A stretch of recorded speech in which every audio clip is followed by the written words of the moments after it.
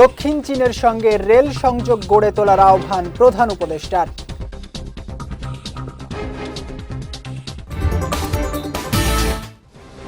সাবেক স্বরাষ্ট্রমন্ত্রী আসাদুজ্জামানকে দিয়েই শুরু হবে প্রত্যর্পণ, বিশ্বাস প্রেস সচিবের। এবং নির্বাচনের মধ্য দিয়ে গোটা জাতি গণতন্ত্রে ফেরার অপেক্ষায়, বললেন মির্জা ফখরুল।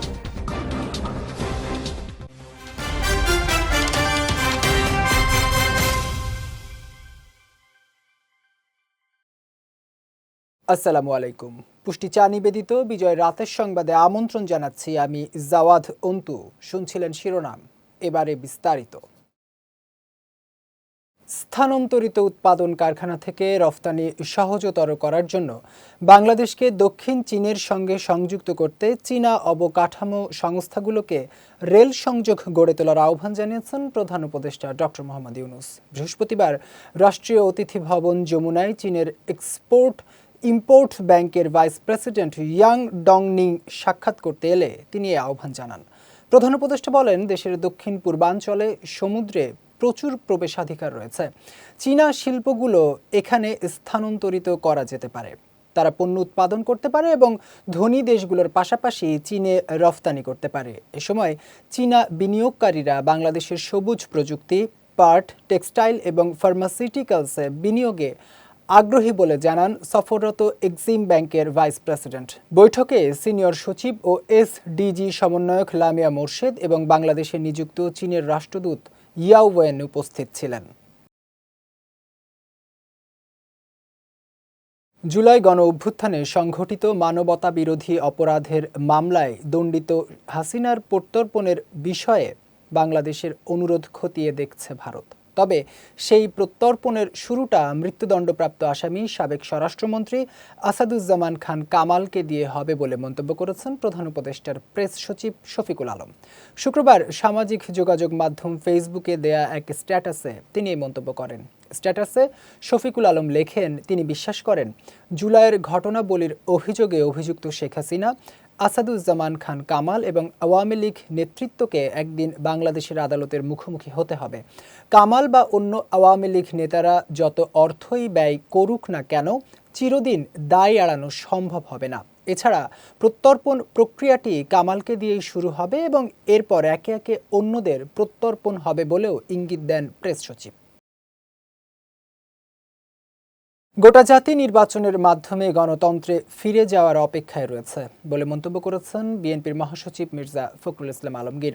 সকালে জাতীয় প্রেস ক্লাবে বাংলাদেশ ফেডারেল সাংবাদিক ইউনিয়নের দ্বিবার্ষিক কাউন্সিলে প্রধান অতিথির বক্তব্যে তিনি এই মন্তব্য করেন। বলেন, এখন মত প্রকাশের স্বাধীনতা নিশ্চিত করতে হবে। গণতন্ত্রে বহু মত থাকবে, ভিন্নতা থাকবে।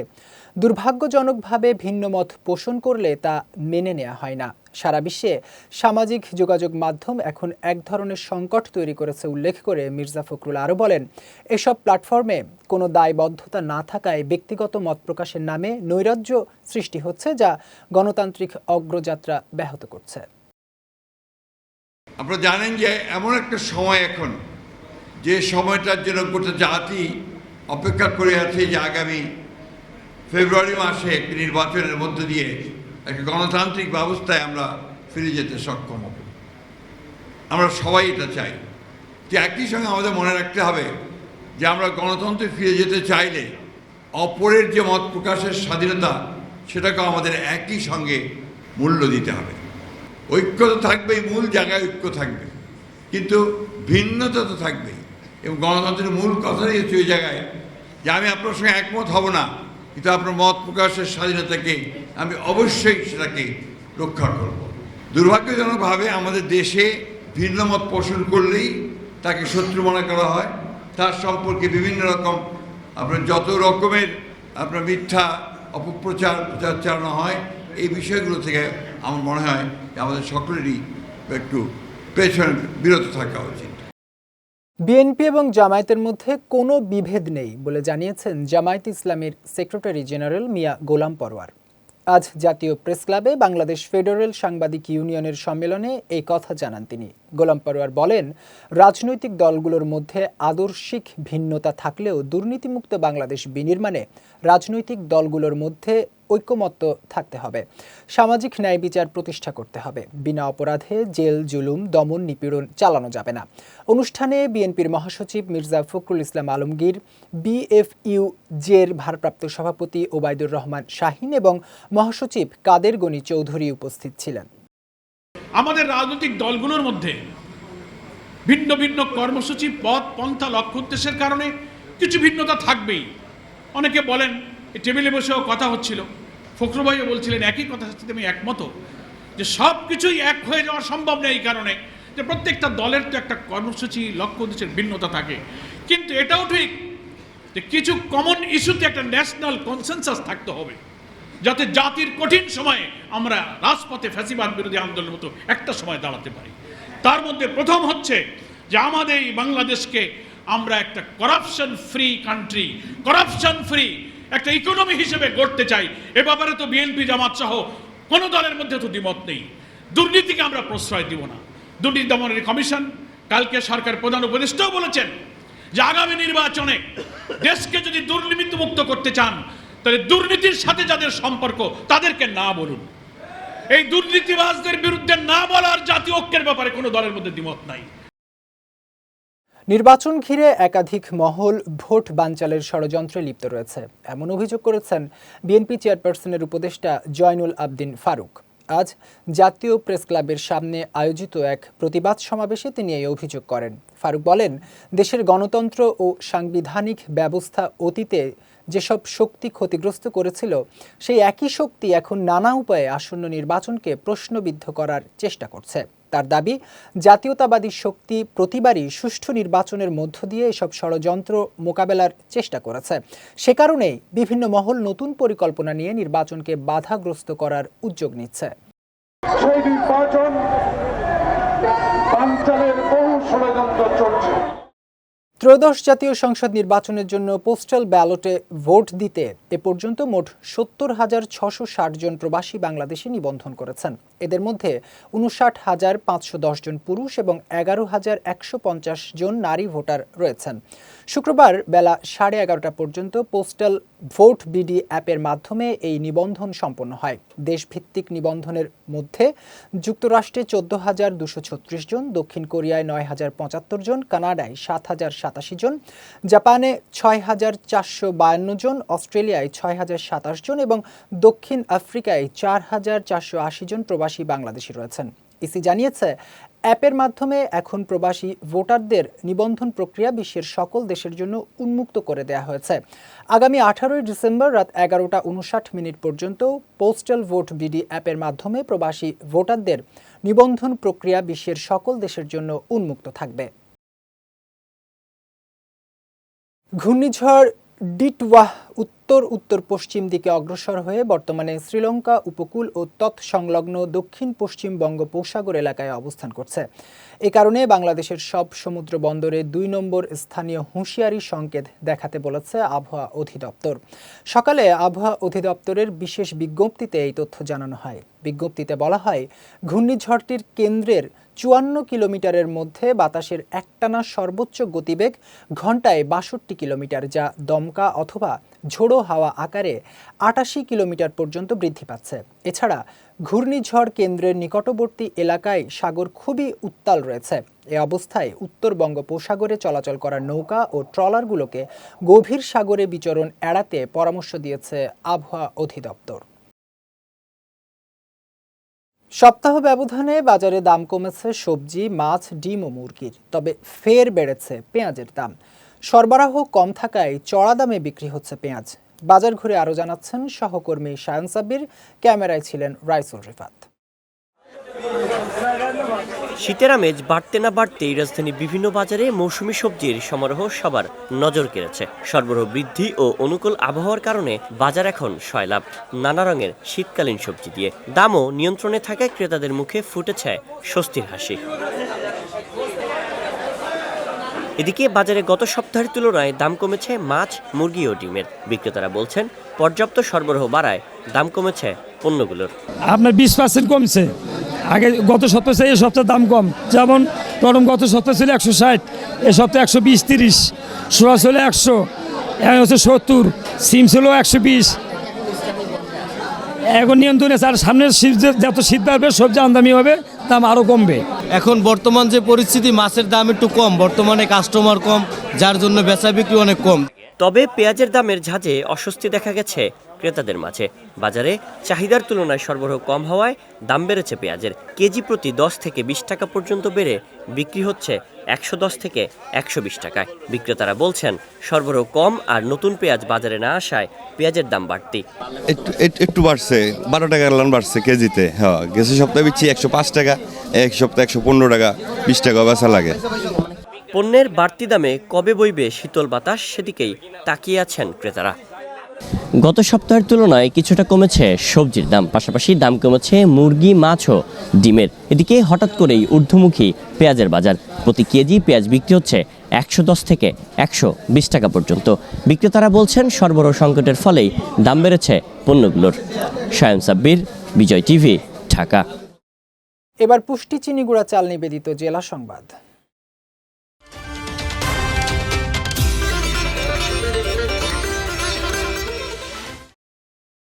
আওয়ামী লীগের শাসনামলে বড় বাজেট খরচ করে দেশের বিভিন্ন জায়গায় ফরমাইশি রাস্তা হয়েছে বলে অভিযোগ করেছেন বিদ্যুৎ, রেল, সড়ক পরিবহন ও সেতু মন্ত্রণালয়ের উপদেষ্টা মোহাম্মদ ফাউজুল কবির খান। সকালে চট্টগ্রামের আগ্রাবাদে সড়ক ভবনে এক মতবিনিময় সভায় তিনি এই অভিযোগ করেন। বলেন, ক্ষমতার অপব্যবহার করে রাষ্ট্রের টাকা অপচয় করা হয়েছে। তবে এসব ফরমাইশি সড়ক আর হবে না। শেখ হাসিনার শাসনামলে রেল খাতে ভয়ঙ্কর দুর্নীতি হয়েছে দাবি করে তিনি আরও বলেন, বড় বড় গুরুত্বহীন প্রকল্পের মাধ্যমে হাজারো কোটি টাকা হাতিয়ে নিয়েছে বিগত সরকার। জাতি হিসেবে যা বহন করার ক্ষমতা আছে কেবল সেই প্রকল্পই হাতে নেওয়া হবে উল্লেখ করে উপদেষ্টা বলেন, রাষ্ট্রের সীমিত সম্পদের সদ্ব্যবহার করতে হবে। সড়ক তো একটা ইনভেস্টমেন্ট, এটা তো একটা ব্যয়বহুল ইনভেস্টমেন্ট, তো এইটার তো একটা জাস্টিফিকেশন থাকতে হবে। এখানে ওই যেমন আমাদের এই যে আমাদের রাষ্ট্রপতি আব্দুল হামিদ ওখানে একটা 10,000 কোটি টাকা দিয়ে হাওড়ের মধ্যে একটা রাস্তা করছে, তো ওখানে হ্যাঁ এইটা মিঠামইন, ওটা সারা ওখানে পরিবেশ ধ্বংস করে, মাছটা ধ্বংস করে, কৃষি ধ্বংস করছে, তারপর ওখানে বন্যা করে দিচ্ছে, সবই করে মনে কতগুলো টেম্পো চলে, কোনো ইয়ে নেই। তো ওই জন্য আমরা ওনাদেরকে প্রথম যে নির্দেশটা দেওয়া হয়েছে যে ট্রাফিক, ওদেরকে একটা জাস্টিফাই করতে হবে যে এটা কারণ নির্দেশনার রাস্তা না। কারণ আমি যদি বলতাম তাহলে তো আমি তো 1 বছর 1.5 বছর ওদেরকে বললে ওরা রাস্তার কাজটা হাত দিয়ে দিত না। তা বলছে না, এগুলো হবে না আমাদের। ওই জন্য কারণ ওকে সত্যি দিতে যাবে না কেউ। এবং আমরা যে এই যে ইভেন্ট বড় বড় যে স্থাপনা করছি, এই যে পদ্মা সেতু, যমুনা সেতু, তো আমরা তো একটা আমাদের বড় আশা ছিল যে ওই পারে শিল্পায়ন হবে। কি শিল্পায়ন হচ্ছে বলে? দেশে সারের সংকট দূর করতে কৃষক অ্যাপ তৈরির কাজ চলছে। যারা এই অ্যাপের আওতায় আসবেন তারাই এর সুবিধা পাবেন, তা না হলে বঞ্চিত হবেন, এমনটাই জানিয়েছেন প্রধান উপদেষ্টার বিশেষ সহকারী মনির হায়দার।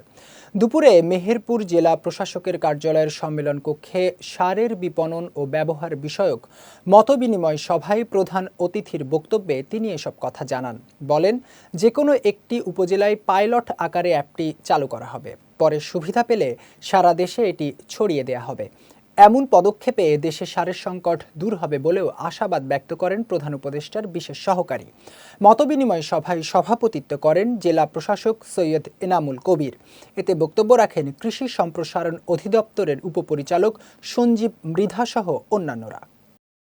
শুধুমাত্র এইবার সারের ক্রাইসিস হয়েছে সেই জন্য এই অ্যাপ কাজে লাগবে, এরপর আর লাগবে না, ব্যাপারটা এরকম না।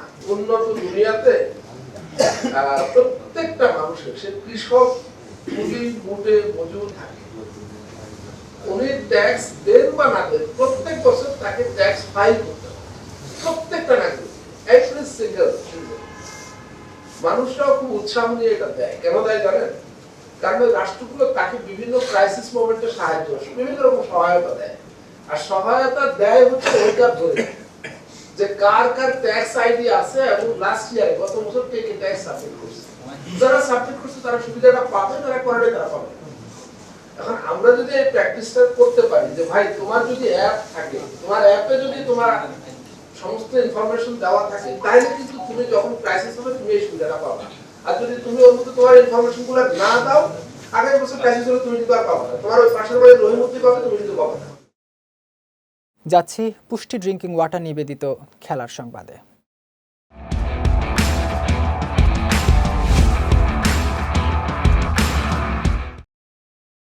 ব্রিসবেনে অ্যাশেজ সিরিজের দ্বিতীয় টেস্টের জন্য 14 সদস্যের দল ঘোষণা করেছে ক্রিকেট অস্ট্রেলিয়া। তবে স্কোয়াডে থাকছেন না পার্থ টেস্টে ইনজুরির কারণে খেলতে না পারা অধিনায়ক প্যাট কামিন্স ও পেসার জশ হ্যাজেলউড।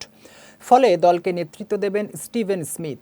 এদিকে পার্থে খেলতে না পারা কামিন্সের ব্রিসবেনে ফেরার কিছুটা সম্ভাবনা থাকলেও নির্বাচকরা কোনো ঝুঁকি নিতে চাননি। ফলে দলের সঙ্গে সফরে থাকবেন তিনি এবং আগামী 17 ডিসেম্বর অ্যাডিলেডে তৃতীয় টেস্টে খেলার অপেক্ষায় থাকবেন। অন্যদিকে হ্যাজেলউডও ইনজুরিতে থাকায় তাকে ছাড়াই খেলবে অস্ট্রেলিয়া। দলীয় স্কোয়াডে জায়গা পেয়েছেন ফর্মে ওঠার চেষ্টা করা ওপেনার ওসমান খাজা। ব্রিসবেনে এই সিরিজের দ্বিতীয় টেস্ট অনুষ্ঠিত হবে আগামী 4 ডিসেম্বর। চ্যাম্পিয়ন্স লিগে চেলসির কাছে হারের ধাক্কা সামলে ওঠার মধ্যেই নতুন দুশ্চিন্তার মেঘ জমেছে বার্সেলোনা শিবিরে। চোটের কারণে 2 সপ্তাহের জন্য দল থেকে ছিটকে গেছেন ফেরমিন লোপেজ। ক্লাব বিবৃতিতে জানানো হয়, ডান পায়ের পেশির চোটে ভুগছেন 22 বছর বয়সী এই গোলরক্ষক। তাই আগামী লা লিগার আলাভেস, অ্যাটলেটিকো মাদ্রিদ ও রিয়াল বেটিসের ম্যাচে এবং 9 ডিসেম্বর চ্যাম্পিয়ন্স লিগের এইনট্রাক্ট ফ্র্যাঙ্কফুর্টের বিপক্ষে তার খেলা অনিশ্চিত। এর আগে গত শনিবার অ্যাটলেটিকো বিলবাও ম্যাচে সানসেতের ট্যাকেলে চোট পান লোপেজ। তবে লোপেজের চোটের মাঝে এসেছে সুখবরও। বৃহস্পতিবার অনুশীলনে ফিরেছেন দলের তারকা মিডফিল্ডার পেদ্রি। আলাভেসের বিপক্ষে শনিবার লিগ ম্যাচে তার অংশগ্রহণে আশাবাদী কাতালানরা। পুষ্টি চা নিবেদিত বিজয় রাতের সংবাদ শেষ করার আগে শিরোনামগুলো দেখে নিচ্ছে আরও একবার।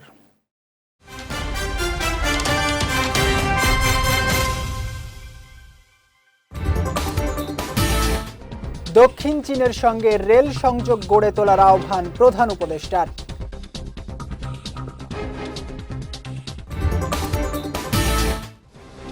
সাবেক স্বরাষ্ট্রমন্ত্রী আসাদুজ্জামানকে দিয়েই শুরু হবে প্রত্যর্পণ, বিশ্বাস প্রেস সচিবের।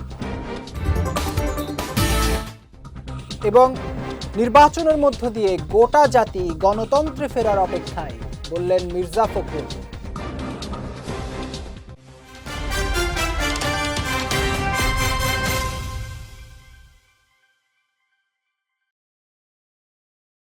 বিজয় রাতের সংবাদ শেষে আজকের মতো আমি জাওয়াদ অন্তু আপনাদের কাছ থেকে বিদায় নিচ্ছি।